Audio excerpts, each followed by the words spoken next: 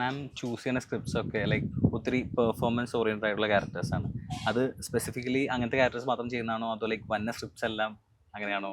ഞാൻ ഈ ഇടയ്ക്ക് കുറച്ച് ചൂസി ആയിട്ടാണ് ഞാൻ തിരഞ്ഞെടുക്കുന്നത്. എനിക്ക് എന്തെങ്കിലും കുറച്ച് ഡിഫറെൻ്റ് ആയിട്ട് ചെയ്യാൻ ഇതിൽ കഴിയുന്നുണ്ടോ എന്നാണ് ഞാൻ നോക്കുന്നത്. പിന്നെ ഓഫ് കോഴ്സ് ഈ സ്ക്രിപ്റ്റിലെ കഥ എങ്ങനെയാണ്, അത് എല്ലാവർക്കും വർക്ക് ആവുമോ, ഞാൻ ഏറ്റവും ആദ്യം നോക്കുന്ന സ്ക്രിപ്റ്റ് തന്നെയാണ്. Like if the story is A good one.